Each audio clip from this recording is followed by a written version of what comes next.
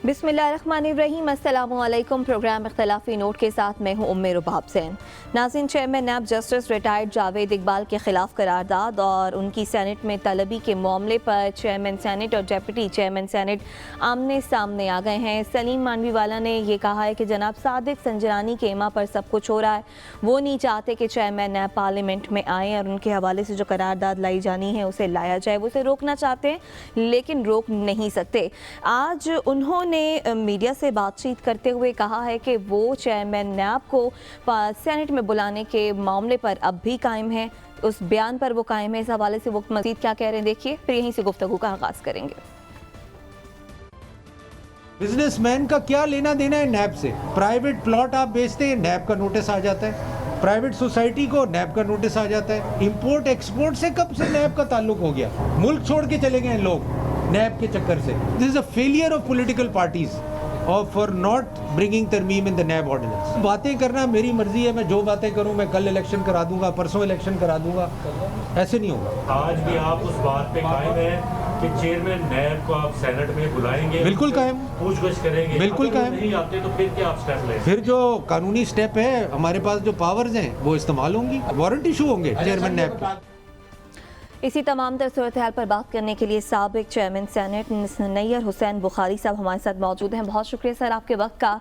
ये बताइएगा कि क्या चेयरमैन नैब को सेनेट में बुलाया जा सकता है? डेप्यूटी चेयरमैन नहीं बुलाना चाहते हैं, लेकिन चेयरमैन सेनेट अगर ऐसा नहीं चाहते तो उनकी रूलिंग इस हवाले से क्या कहती है, कितनी मौसर होगी?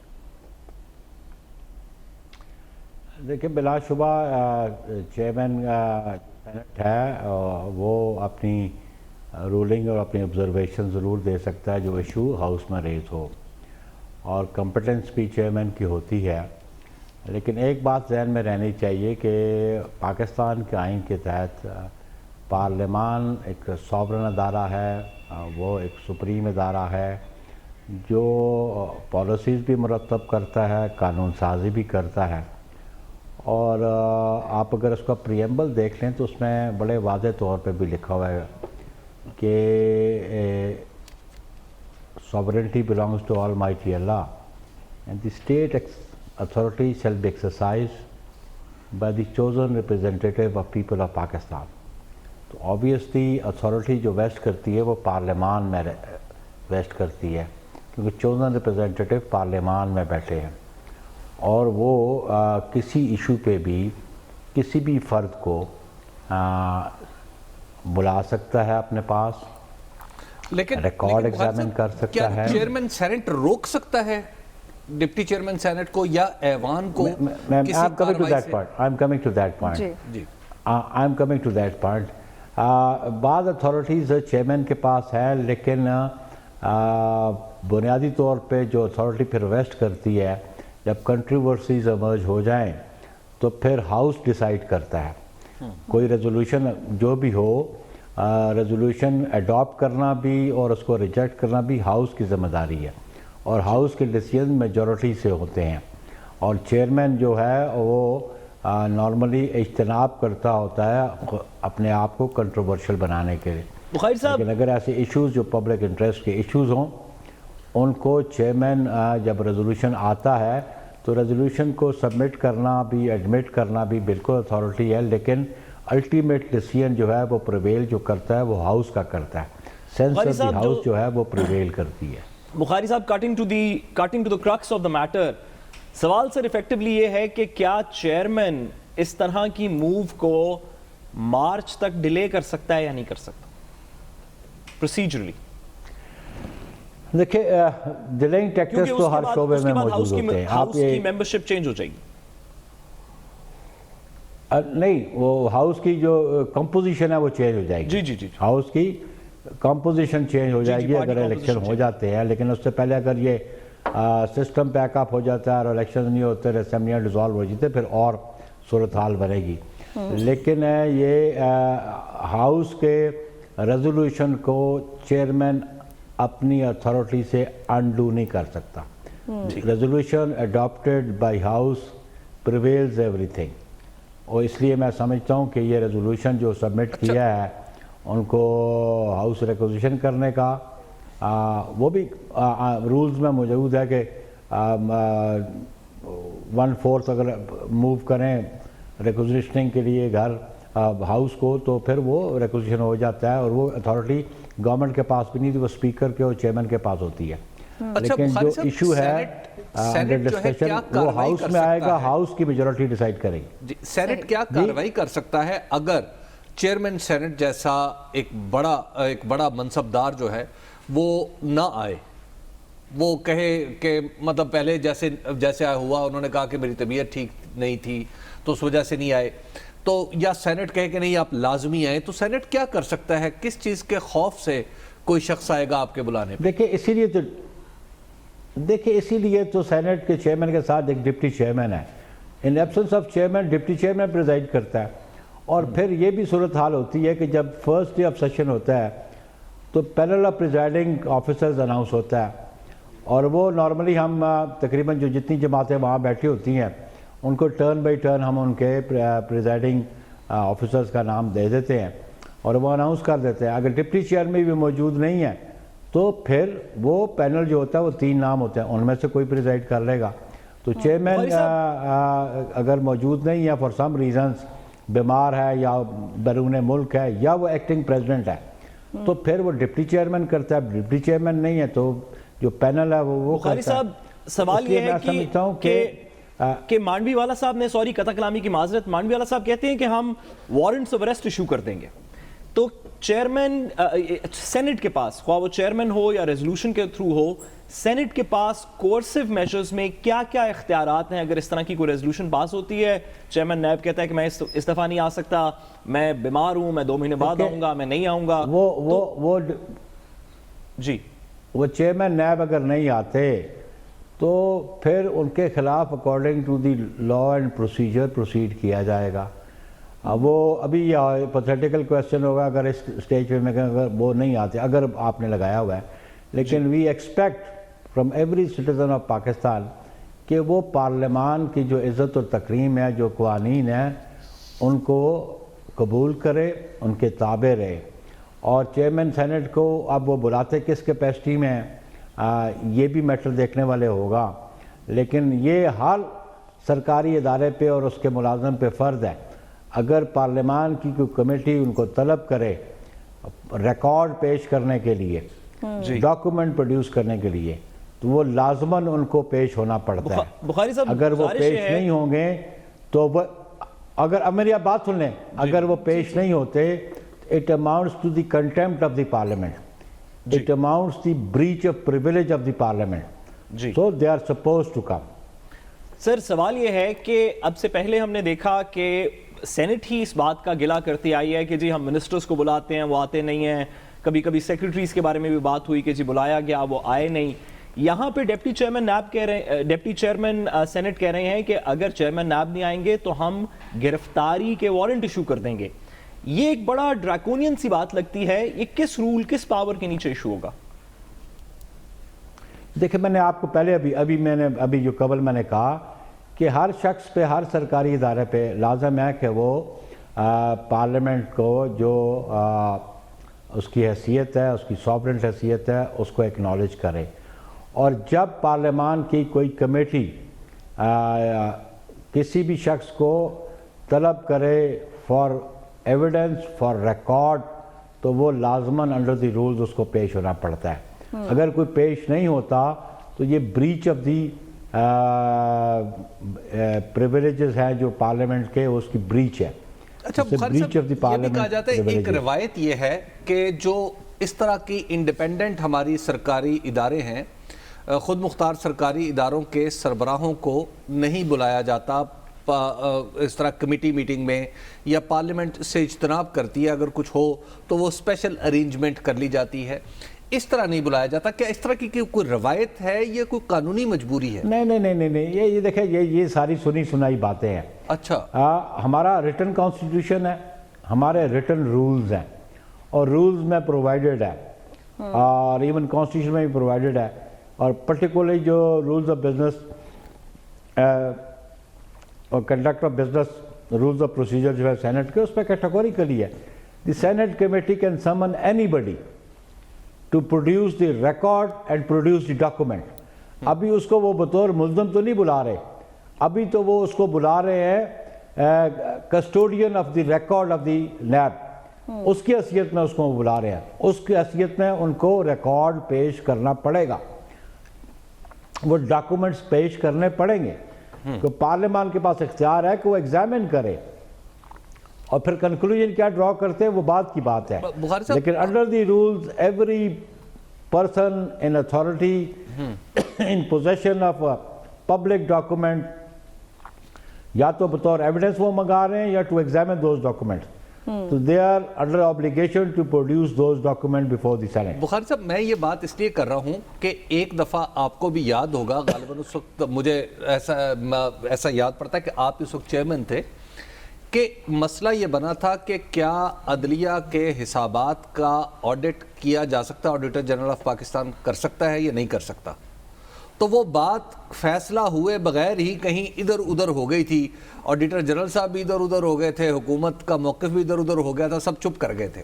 تو میں تو اس کانٹیکسٹ میں یہ بات کر رہا ہوں کہ کیا یہ پریویلیج نیب نہیں کلیم کر سکتا؟ نو, دو باتیں جو جوڈیشری والی بات بھی ہے. جی دیکھیں جی, جہاں پہ پبلک منی یوز ہوتا ہے, جہاں پہ پبلک منی استعمال ہوتا ہے, جہاں پہ پبلک ایکسچیکر سے منی ڈرا ہوتا ہے, ان کے لیے یہ ہے کہ پبلک اکاؤنٹس کمیٹی میں they are supposed to submit their accounts, اور وہ ان کے لیے لازم ہے. پارلیمان منتخب کس لیے ہوئی ہے؟ پھر آپ نے پارلیمان کو سپریم اور سوورن بنایا کس لیے ہے؟ پارلیمنٹ میں جو چوزن ریپرزینٹیٹیو ہے وہ کیوں نہ اپنا اتھارٹی ایکسرسائز کرے؟ تو میں سمجھتا ہوں کہ وہ مناسب بات نہیں تھی کہ even parliament has to give their accounts اس کو پبلک اکاؤنٹ کمیٹی میں. اور عدالتیں بھی ابو لا نہیں ہیں, عدالتیں بھی سبجیکٹ ٹو لا ہے, ان کی انڈیپینڈنس سبجیکٹ ٹو لا ہے, ان کی عزت اور تکریم سبجیکٹ ٹو لا ہے. nobody is above law. جب آئین پاکستان کہتا ہے کہ جی everybody is equal before law and nobody is above law, تو چاہے وہ جوڈیشری ہو, چاہے وہ آرم فورسز ہو, چاہے وہ NAB chairman who, nobody is above law. لا سب کے لیے یکساں ہیں.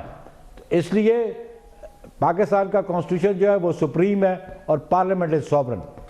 ٹھیک ہے, بہت شکریہ. چیئرمین, سابق چیئرمین سینٹ نیئر حسین بخاری صاحب ہمارے ساتھ موجود تھے. اب اس وقت جس طرح سے ڈسکشن ہو رہی ہے اور جو بات ڈیپٹی چیئرمین نے کی ہے کہ اگر چیئرمین چاہیں بھی تو وہ روک نہیں سکتے. دیکھیے بات یہ ہے کہ جو ہمارے چیئرمین صادق سنجرانی صاحب ہیں اور ہمارے جو چیئرمین نیب ہیں, چیئرمین نیب کی سپورٹ پہ اس وقت آپ کو حکومت کھڑی ہوئی نظر آتی ہے. میں نے خود پی ٹی آئی کے سینٹر سے بات ہوئی, حکومتی سینٹرز ہے جو اس وقت, ان سے بات ہوئی تو انہوں نے یہ کہا کہ ہم اس طرح کی کسی بھی موو کے خلاف جائیں گے اور اس کے راستے میں رکاوٹیں کھڑی کریں گے. یہ ان کا سیاسی موقف ہے. اور دوسری طرف سلیم مانڈوی والا صاحب کا خود اپنا ایک الگ موقف ہے. تو اس حوالے سے حتیٰ کہ خود پیپلز پارٹی کے کچھ لوگ جو ہیں اس کے بارے میں ابھی تھوڑے سے شکوک و شبہات کا شکار ہیں, لیکن اس طرح نہیں ہے کہ ان کا ساتھ چھوڑ دیں گے. لیکن بہرحال اچھا, اور پھر جو پاکستان تحریک انصاف ہے اس کے تو سینٹرز مکمل طور پر ساتھ دیں گے. اور چیئرمین سینٹ صاحب جو ہے, آپ کو یاد ہونا چاہیے کہ چیئرمین سینٹ پاکستان تحریک انصاف کے ووٹ سے آئے ہیں, اور پاکستان تحریک انصاف ان کے اوپر انفلوئنس ہونے کی پوری صلاحیت رکھتی ہے. اور پاکستان کے پاور سٹرکچر میں صادق سنجرانی صاحب کی ایک خاص حیثیت ڈیولپ ہو چکی ہے. اس ڈیولپ شدہ حیثیت کی وجہ سے انہیں یہ خواب بھی گزشتہ کچھ عرصے سے آنے لگا ہے کہ شاید اگلی دفعہ بھی وہ سینٹ چیئرمین بن جائے. تو میں خواب کی تعبیر تو نہیں بتا سکتا, لیکن میں یہ بتا سکتا ہوں کہ اگلی دفعہ بہت مشکل ہے, یہ خواب نہ دیکھیں, دل ٹوٹے گا. اچھا, دوسری بات آپ کو یہ بھی میں بتا دوں کہ ایک جگہ ایک میٹنگ میں یہ مسئلہ زیر بحث آیا جہاں پہ پاکستان تحریک انصاف کے سارے لوگ بیٹھے تھے, اور وہاں پر ایک بات ہوئی تو وزیر اعظم نے یہ کہا کہ ہمیں ان کا دفاع کرنا ہے, ہمیں چیئرمین سینٹ کا دفاع کرنا ہے. تو اس پہ ایک وفاقی وزیر نے کہا کہ جناب ہم یہ دفاع کیسے کریں گے؟ انہوں نے کہا دیکھو تم سمجھ نہیں رہے, وہ جس طرح کرتے ہیں تم سمجھ نہیں رہے, تو آپ نے یہ دفاع کرنا ہے. تو لہٰذا یہ دفاع پاکستان تحریک انصاف دفاعی حصار ایک بالکل گھیرا ڈال کے چیئرمین نیب کے گرد کھڑی ہوگی اور عین ممکن ہے کہ تھوڑا سا جھومر شومر بھی ڈالیں, تھوڑا بھنگڑا بھی ڈالیں. یہ ایسے نہیں ہوگا کہ سلیم مانڈوی والا صاحب سیدھے صبح سینٹ کے چیئرمین تک پہنچ جائیں گے. صحیح, بڑی مشکل پیش آئے گی ساتھ. دیکھیے دو تین باتیں. سب سے پہلے وہ جو حبیب صاحب نے جس بات کا تذکرہ کیا میں اس کو تھوڑا سا واضح کر دوں. یہ 2012 کی غالباً حبیب صاحب بات ہے جو آپ سپریم کورٹ کی ڈیکلیریشن کی بات کر رہے ہیں. اس وقت کے آڈیٹر جنرل صاحب نے یہ کہا کہ جج صاحبان کی, سپریم کورٹ کے جج صاحبان کی پلاٹ ایلوکیشنز کیسے ہوتی ہیں جو ایمینٹیز کے اندر جو ملتے ہیں, غالباً اس طرح کی بات تھی. اور اس کے اوپر رجسٹرار سپریم کورٹ نے چیف جسٹس, اس وقت کے چیف جسٹس افتخار محمد چودھری صاحب کی ڈائریکشن پہ کہا کہ کیونکہ ہم نیشنل ایکسچیکر سے نہیں لیتے اور ہم فیڈرل کنسالیڈیٹڈ فنڈ میں کانسٹیٹیوشن میں فال کرتے ہیں تو ہمارے اوپر آپ کا ایمبٹ نہیں ہے, اور وہ ریکویسٹ ڈکلائن کر دی گئی تھی رجسٹرار سپریم کورٹ کی طرف سے غالباً چیف جسٹس صاحب کے حکم کے اوپر. تو جوڈیشری تو ایک تھوڑی سی بات سیپریٹ ہو گئی. دیکھیں ابھی جو بخاری صاحب نے بات کی, انہوں نے کہا کہ سینٹ کے پاس اور پارلیمان کے پاس یہ اختیار ہے کہ جس شخص کے پاس بھی پبلک ڈاکیومنٹ ہو, کسی بھی پبلک میٹر سے ریلیٹڈ ڈاکیومنٹ ہو, تو وہ اس کو سمن بھی کرے, اس کا ریکارڈ بھی دیکھے. تو سر گزارش یہ ہے کہ آج سے پہلے تو کوئی زیادہ ہم نے نہیں دیکھا کہ سینٹ جو ہے وہ پبلک ڈاکیومنٹس کو اینالائز کر رہی ہو اور کہے کہ وہ جو اللہ دیتا کے ساتھ زیادتی ہو رہی ہے ذرا ہمیں پبلک ڈاکیومنٹس دکھائیں کیوں ہو رہی ہے, اور وہ جو مختارہ مائی کے ساتھ جو 25 سال سے اس کی فرد پھنسی ہوئی ہے مال پٹوار کے اندر, وہ کدھر ہے.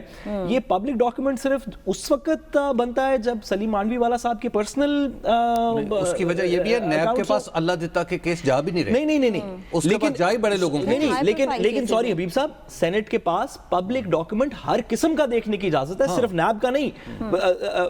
سینٹ جو ہے وہ مال پٹوار کو بلا کے پوچھ سکتی ہے کہ فردے کیسے بنا رہے ہیں. سینٹ جو ہے وہ ہیلتھ پالیسی کو بنا کے پوچھ سکتی ہے کہ ہیلتھ پالیسی کیا ہے. ایجوکیشن کو پوچھ سکتی ہے. سینٹ ہر قسم کے پبلک ڈاکیومنٹ کو ہر فیڈرل سیکرٹری کو طلب کر کے اس سے سوال جواب کر سکتی ہے. تو کیوں اتنی بڑی پریس کانفرنس, سوال پوچھتے ہیں لوگ کہ کیوں اتنی بڑی پریس کانفرنس اور اتنا بڑا ڈھونک ڈھمکا جو ہے یہ کہہ کے کہ ہم پبلک ڈاکیومنٹ کو طلب کر رہے ہیں, کہ ہم پبلک ڈاکیومنٹ کو طلب کر رہے ہیں.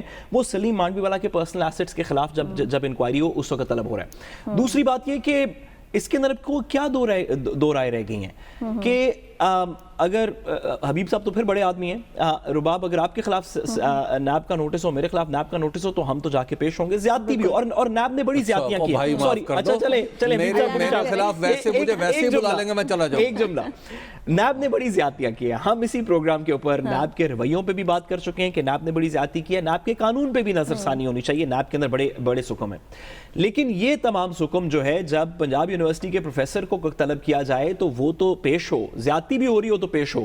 تو جب جس شخص کو طلب کیا جائے وہ سینٹ کا ممبر ہو تو کیا سینٹ ایک جمگٹا بن جائے گی؟ کیا پریس کانفرنسز ہوں گی؟ کیا کہیں گے ہم تمہیں اریسٹ وارنٹس ایشو کر دیں گے, تم ہوتے کون ہو؟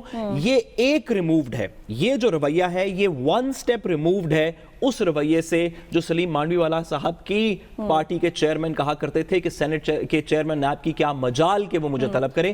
آج تقریباً سلیم مانڈوی والا صاحب نے یہ نہیں کہا, باقی باتیں انہوں نے یہ کی. سعد رسول صاحب مجھے یہ بتائیں, ایک سیکنڈ, سعد رسول صاحب مجھے روزانہ کی بنیاد پہ فلاگنگ ہو رہی ہو, مجھے روزانہ کوڑے مارے جائیں, مجھے جیل میں رکھا جائے, میرے خلاف ثبوت نہ پیش کیے جا سکے, میرے خلاف ریفرنس نہ بنایا جا سکے, مجھے اس کے بعد بار بار مجھے بلا کے چھوٹے چھوٹے افسر جو میری عمر سے بھی آدھے ہوں اور گریڈ میں تو بہت ہی نیچے کے ہوں وہ مجھ سے بدتمیزی کریں, تو مجھے یہ سب چیزیں برداشت کرتا رہنا چاہیے صرف ان دا نیم آف لا, کیونکہ لا تو صرف مجھ پہ لگتا ہے نا, سینٹ پہ نہیں لگتا. جواب دینے دیں گے, اس پہ نیب پہ تو کوئی لا نہیں. ایک جملہ ضرور کریں, اس طرح کا کام ضرور کریں, نیب کو بلائیں, سینٹ کے سامنے سوال جواب کریں, لیکن تب کریں جب پبلک ڈسکشن ہو. یہ نہیں کہ میرے احساس سے پھنس گئے ہیں.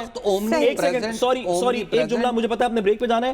اگر آپ کے یا میرے خلاف اگر خدا نخواستہ نیب کا کوئی نوٹس ہو تو یہ ایسی بات ہے کہ ہم کہیں کہ ہم نیب کے چیئرمین کو اس پروگرام میں واپس آئیں گے تو ایف بی آر اور بڑے صنعت کار آمنے سامنے آگے اس پر بات کریں گے. ہمارے ساتھ رہیے گا.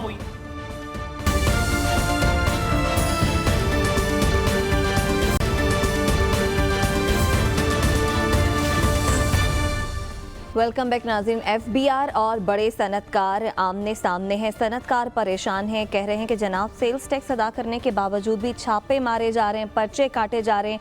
ये मामला है क्या? इसकी तमाम तर सूरत हाल पर बात करेंगे। हबीब साहब, ये क्या कहानी है? अगर सेल्स टैक्स अदा कर दिया तो FBR क्यों तंग कर रहे हैं इन सनतकारों को? नहीं, देखिए मामला ये हुआ कि ये जो अब गिरफ्तारियां हुई हैं पिछले दिनों, ये 8 FIR हुई और 8 FIR सारे के सारे बड़े बिग बिजनेसेस के खिलाफ हुई। अच्छा, बिग बिजनेस के खिलाफ FIR दर्ज कराना कोई गैर कानूनी चीज़ नहीं है, लेकिन असल बात यह है कि आप करवा किस पे रहे। किस चीज़ पे? हुआ ये कि पिछले साल सितंबर की बात है 2019 की, कि कुछ अरसे 1 महीने के लिए प्रॉल का जो सिस्टम है, यानी जो वो कंप्यूटराइज्ड सिस्टम जिसके अंदर से आप सेल टैक्स देते और इंपोर्ट स्टेज का सेल टैक्स आप वसूल करते हैं, वो एडजस्ट होता रहता है। तो वो प्रॉल के सिस्टम में कोई ऐसी गड़बड़ हो गई कि अगर मैंने इंपोर्ट करके मैंने 10 लाख रुपए का टैक्स अपना इनकम सेल्स टैक्स दोबारा रिक्लेम किया तो उसमें वो माइनस नहीं हुआ। दूसरी दफ़ा फिर उसने मुझे कहा कि आप अपना सेल टैक्स ले लें। अच्छा, अब हुआ ये कि जहां मेरा 10 लाख बनता था वहां मैंने 20 लाख ले लिया। अच्छा, ये सिस्टम 1 महीने के लिए चला और उसमें काफ़ी जो बड़े बड़े बिजनेसेस थे उनके पास कुछ पैसे चले गए। हाईएस्ट जो पैसे गए वो 17 करोड़ रुपया गया 1 महीने के लिए।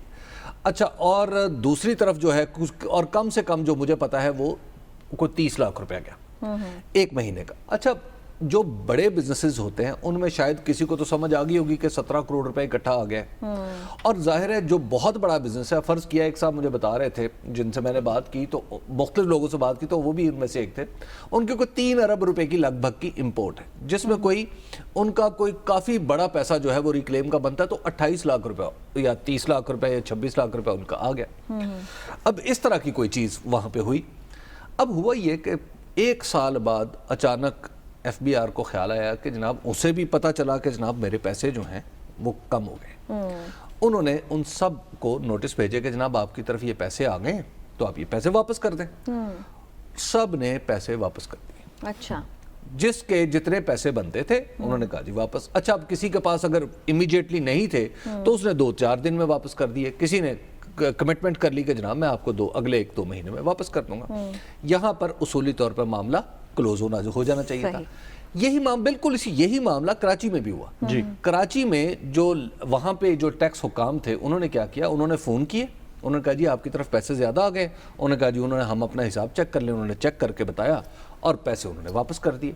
कोई फड्डा नहीं पड़ा। लेकिन लाहौर, आपको पता है कि स्पेशली हमारे यहाँ बाज अफसरान जो होते हैं ना वो अजियत पसंद होते हैं, वो सैडिस्ट होते हैं। उनका दिल चाहता है कि वो लोगों के नरखरे उधेड़ें, लोगों की इज्जतों, लोगों की दस्तारें अपने पाँव में रोंदें। इज्जतदार किसी शख्स को अपने सामने न रहने दें। ये कुछ नहीं होते हैं। मैं वैसे नाम भी ले सकता हूँ, अब नाम लेना कुछ अच्छा नहीं लगता कि मुझे उनकी इज्जत अजीज है। अब इस तरह के जब अफसर आते हैं ना, अच्छा, इनकी एक निशानी होती है, हर गुफ्तगू में कहते हैं मेरे तो बड़ा ईमानदार कोई नहीं। ठीक है, तो तो पता ही है, तो पता ही है, मेरे तो बड़ा ईमानदार पता ही है। ये ईमानदारी ऐसी अजियत बन जाती है लोगों के लिए कि अब हुआ क्या? हुआ ये कि उन्होंने पैसे तो वसूल कर लिए, साथ ही नोटिस भेज दिया कि जनाब जितने आपके पास पैसे आए थे इससे डबल का जुर्माना दो। भाई, गलती मेरी थी, तुम्हारी थी? गलती तो आपके सिस्टम की थी। उसके साथ ही FIR दर्ज करा दी कि आपने टैक्स फ्रॉड किया, आपने फ्रॉड किया और आपकी फ्रॉडुलेंट जो एक्टिविटी है उससे हमें इतना नुकसान पहुंचा। नहीं जी, कोई टाइम, सिक्खाशाही में कहाँ टाइमलाइन की जरूरत की बात हो रही है? नौकरशाही, सिक्खाशाही, हटशाही, बालकशाही में कोई जरूरत नहीं होती टाइमलाइन की। वहां पे महज एक जिद की जरूरत होती। खैर, वो हो गया ये कि जनाब लोगों को पकड़ना शुरू कर दिया। और एक दफा बिल्कुल बड़े बड़े बिजनेसमैन, इज्जतदार लोग, उनमें से एक साहब का मैं आपको नाम भी बताऊं, और भी कहीं, हामिद जमान साहब पता कौन है? हामिद जमान साहब इमरान खान साहब के दोस्त हैं। और वो तो रो पड़े उस दिन, मैं एक टीवी पे देख रहा था उन्हें। अच्छा। कि बाकायदा तौर पे कि यार ये मेरे साथ हुआ क्या है कि आप मुझे कह रहे हैं फ्रॉड कर रहा हूं मैं, जिसने इतना हर वक्त जिसका आउटस्टैंडिंग बैलेंस FBR की तरफ खड़ा होता है, और आप मुझे कह रहे हैं कि मैं फ्रॉड कर रहा हूं। सही। आप देखिए, ये है वो तौहीन अमेज अंदाज जिसकी वजह से FBR निकम्मा, नालायक और नाअहल रहता है। हमेशा मेरा इसके ऊपर ये इतराज रहा है और मैं हमेशा कहता हूं कि रवैये आपके गलत हैं जिसकी वजह से कानून को गलत लगता है। खैर, मेरी बात हुई वकार मसूद साहब से। उन्होंने मुझे कहा कि जनाब ये मामला ऑलमोस्ट सेटल कर लेंगे हम, और इंशाल्लाह अज़ीज़ जहां पे जिसका जो ریٹریبیوشن بنتی ہے وہ اس کو دی جائے گی. اور میں نے تو یہ بھی سنا ہے کہ جو متعلقہ افسران ہیں ان کی بھی گوشمالی ہوگی. میرا خیال ہے گوشمالی نہیں ہونی چاہیے, کچھ اس سے زیادہ سخت کام ہونا چاہیے اس طرح کے اذیت پسند لوگوں کے خلاف. ادارے جس طرح سے بڑے صنعت کاروں کو ساتھ تنگ کر رہے ہیں, دوسری طرف وزیر اعظم عمران خان کا بھی ایمنیسٹی اسکیم لے کر آتے ہیں, بار بار صنعتوں کو سپورٹ کرنے کی بات کرتے ہیں. ظاہر ہے صنعت کا پہیہ چلے گا تو ہی معیشت جو ہے ہماری مضبوط ہوگی. اگر اداروں کی جانب سے اس طرح کا رویہ سامنے آئے گا تو پھر کس طرح سے معیشت کو ہم مضبوطی کی طرف لے کے جائیں گے؟ دیکھیے, عمران خان صاحب کی گورنمنٹ کی پولیٹیکل ویل ریونیو انہانس کرنے کی کم از کم پرائم منسٹر کے آفس کی حد تک تو ہم نے بڑی دفعہ دیکھی, یا وہ کم از کم اس پہ بات کرتے رہے.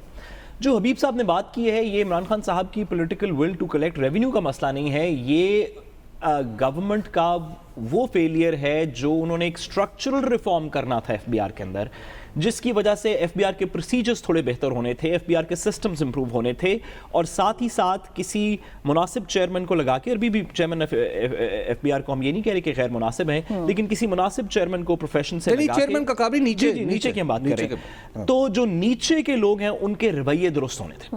ہماری بیوروکریسی کا بہت بڑا مسئلہ یہ ہے کہ ہمارے پٹوار کا نظام اتنا خراب نہیں ہے. انڈیا میں بھی یہی نظام چل رہا ہے, انگلینڈ میں بھی یہی نظام چل رہا ہے, تقریباً تمام کامن ویلتھ کنٹریز کے اندر چل رہا ہے. اس کا رویہ ہمارا پروسیجرز ہمارا مسئلہ ہے, اور پروسیجرز کا مسئلہ ہے, اس کی ڈیفیکلٹی کا مسئلہ ہے.